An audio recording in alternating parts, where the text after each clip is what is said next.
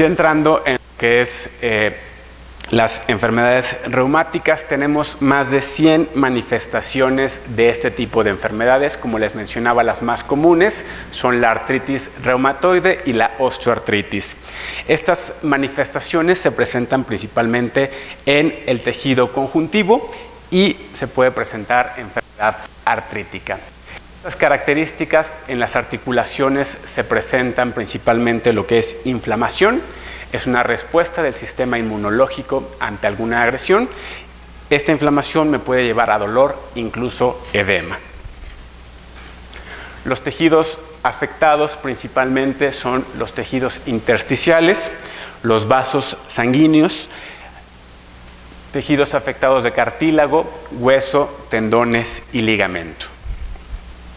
La progresión de este tipo de enfermedades aumenta con la edad, es decir, se presenta a partir de los 40-45 años en la población, como habíamos visto, principalmente en mujeres, y esto es debido por una disminución de la proteína y también de la ingesta de proteína, por una disminución del líquido corporal y también una disminución de la densidad ósea. A esto se suma el aumento de la proporción de la grasa corporal. Entonces estamos hablando de que los pacientes a partir de los 45-50 años tienen una disminución del músculo, una disminución de la densidad ósea y el músculo se sustituye por porcentaje de grasa corporal. El proceso de inflamación ocurre principalmente en el envejecimiento a partir de los 40-45 años. Este proceso de envejecimiento viene regulado por el metabolismo, por reguladores neuroendocrinos y reguladores inmunitarios. ¿Cuál es la etiología de este tipo de afecciones o de enfermedades? Un gran porcentaje de los trastornos en reumatología son desconocidos. También puede haber una etiología, un origen a causa de los virus y el más importante a causa de un estrés constante. El estrés constante se puede deber a obesidad o también por un ejercicio vigoroso inapropiado. Todos estos orígenes me van a llevar a la inflamación, que como ya les mencionaba, esta inflamación me va a causar un malestar, un dolor y una incapacidad.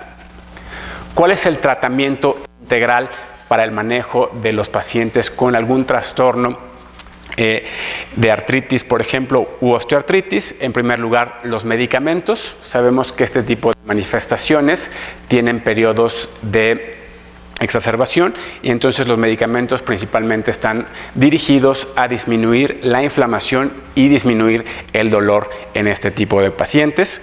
También la fisioterapia y la terapia ocupacional en caso de que ya se presente alguna discapacidad, y en el ámbito de nutrición y alimentación, que es lo que vamos a ver en este momento. Voy a abordar las principales manifestaciones de enfermedades reumatológicas y el tratamiento que se puede llevar con respecto a la alimentación y a nutrición. En general, les puedo comentar que no existe una dieta específica para pacientes con algún trastorno reumatoide, ¿sí? Para pacientes con artritis reumatoide, osteoartritis o lupus eritematoso, no existe una dieta específicamente hablando, como en el caso de pacientes diabéticos o hipertensos o con insuficiencia renal, en los cuales tenemos que hacer un manejo de los principales nutrimentos, en el caso de hidratos de carbono, de proteínas o de lípidos.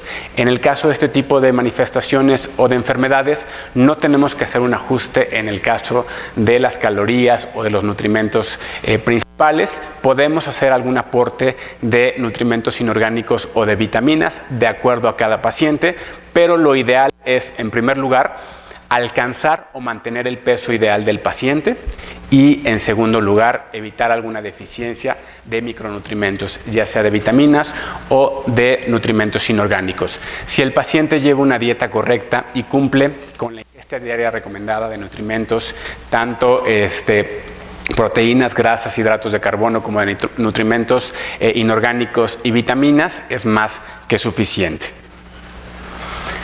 En el caso de la osteoartritis, como les mencionaba, lo ideal es que el paciente lleve una dieta correcta. La dieta correcta Debe de ser suficiente, debe de ser variada, debe de ser completa, se debe ajustar a las necesidades de cada paciente. Entonces, lo ideal es hacer una evaluación individualizada de cada paciente para revisar si existe alguna deficiencia o si debemos de incluir alguna vitamina o nutrimento inorgánico.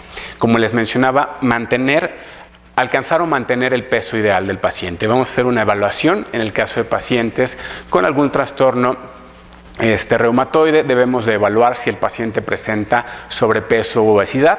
¿Cómo lo vamos a lograr? En primer lugar, vamos a evaluar el IMC del paciente o el índice de masa corporal.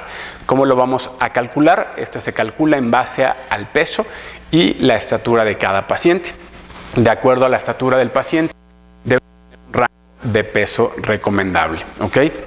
El IMC ideal o normal debe estar entre 18.5 y 24.9. Si nos arroja arriba de